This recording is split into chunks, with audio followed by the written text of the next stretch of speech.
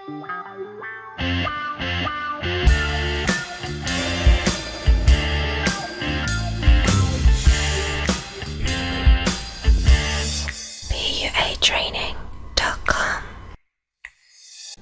Hey guys, it's Rich, and in this video I'm going to tell you the 8 things that PUAs say that you should not listen to, the advice that might get you in big trouble. So let's get right into the list. First things that you probably heard is DHV stories, which are things, stories where you embed in a bunch of, cool information about yourself that might even not be true. So, last year I was driving in my Ferrari with my model girlfriend and, we got into a car accident and blah, blah, blah. This kind of thing. So you're telling some stupid story and you're putting in all of these things to show off.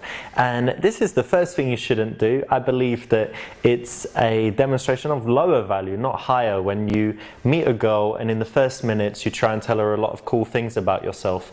It's much better actually if she's left to guess and you have this quiet confidence, and then later she finds out things gradually. There's things that I don't reveal about myself, but a girl will naturally find out, after she's talked to me for maybe 10 hours in total. So it might be the 3rd or the 4th date. We just get onto that subject and then she directly asks me and she'll find out. I'm not even going to say it in this video because, I wouldn't give these show-off points even on a YouTube video. So in general, it's much better to, have the stuff that you're cool about, and even have, the conversation can kind of move to those areas naturally. You can ask her questions in that area and it naturally gets there. But if you build it into a story, it is very bad. Which brings me to the second thing that is bad, which is storytelling in general. When you first meet a girl, she doesn't want to listen to stories about yourself. So, she meets you, oh, you wouldn't believe what happened to me last month, and you've got some long story like this. I've met maybe 2 people in my whole life that are fantastic storytellers. I'm not so great, and most people are not so great, so it's better not to try to be an amazing storyteller. If you can talk about her and her interests more than you, what you'll find is that after 45 minutes of conversation, she'll realize that you know that much about her and she knows very little about you, but she likes you, and that will make her curious and she'll start asking you questions, and then you can give information, but it doesn't need to be in the form of a story. Third thing that you shouldn't do is peacocking. If you see some of my videos or my pictures on Facebook, you might see that sometimes I wear interesting clothes, so a shirt that you wouldn't wear to the office because it's got, strange collars and strange buttons and different things about it. That's fine, but the old school peacocking thing is definitely not something to work into your life unless you're a magician, a performer, or whatever else. It will get you more attention. So women might talk to you because you're wearing something stupid, but it doesn't build attraction. It probably doesn't go with who you are, so it's something that you should delete from your repertoire if you've even considered it. The next thing, and this is very important, might save your life, is amogging. I've seen advice where, a guy comes in and, you're talking to a girl that might be his girl or a girl he's interested in. You're like, hey, nice shirt, bro, or something like that, and you're dissing him. Very, very bad. Lots of guys watching this would say that if they were in that situation, they could turn aggressive if someone dissed them like that, especially if it was a nerd, they'd get angry. So much better is to control the situation. So if I'm talking to a girl and a guy comes in, I immediately engage him. I say, hey man, how you doing? What's your name? I'm Richard. Introduce myself. Ask how he knows the girl. Then you find out the relationship between them. If he says that's my girl, I would ask her, like, is that right? Is your boyfriend? And if she says no, I can continue. But in most cases, by being friendly and preemptive, it's way better than trying to amog the guy and put him in a weaker position. Next thing that doesn't work is negs, and this is one of the classics, that you approach a girl and you say, oh, you're the most beautiful girl I've seen in the past minute or something like that.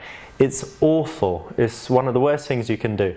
Much better is to achieve the same result by not having a compliment at all in the early stages, giving genuine ones later, but only if you meet a girl that is very bitchy and difficult, then you can tease her, you can play with her, but it's not done in the form of a neg. You know, it's done in that playful, teasing, cocky, arrogant way, and making fun of her. But only a girl with a big ego. Even if a girl is very beautiful, if she's very sweet and soft, negging her will absolutely destroy it. And I can think of back in the day when I used that stuff, and it was very hit and miss, and usually miss, but when I'm cheeky with girls that are confident, they love it, and it works every single time. So don't use negs, you never need to. Next thing that you shouldn't always follow is the 3-second rule. This is the idea that you see a girl and you need to approach. It's not right, because there are certain situations when it is better to wait.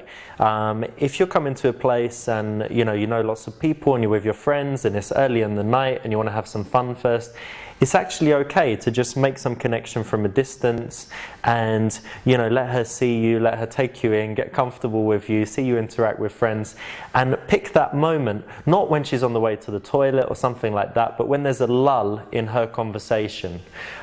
Before other guys come in, of course, but it's not always 3 seconds. Sometimes you want to be very fast approaching, and sometimes you want to be a little more strategic, you know, demonstrate some things in her field of vision and then come to her later. So this is one that is not always bad to do, but sometimes it's not good to follow the 3-second rule.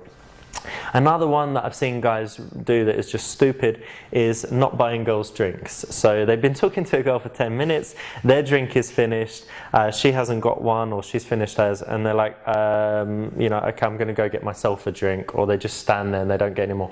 If you're a businessman and you're talking to a girl that is a student, don't be scared of spending money on her. It's fine to buy her a drink, it's fine to buy her dinner, it's fine to invite her somewhere, especially if it's you inviting her. You need to pay, and there's nothing wrong with that.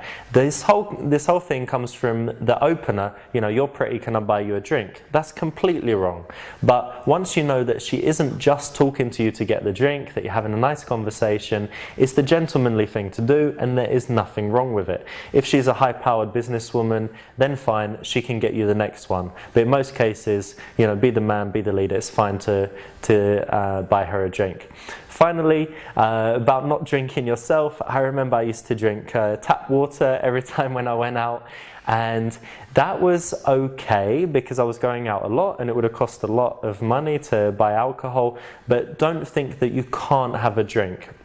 If you're in, you know, a cool cocktail bar and you're standing there with water, it actually looks a little bit strange. She's going to ask you why.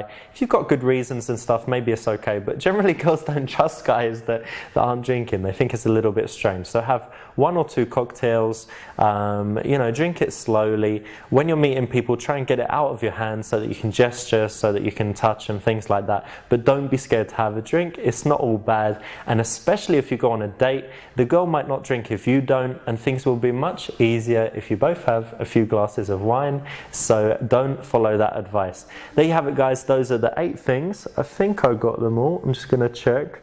Yeah, I got all of them. Those are the 8 things that you should not listen to when it comes to PUA advice. Hope you liked the video, guys, and I'll be back with more soon.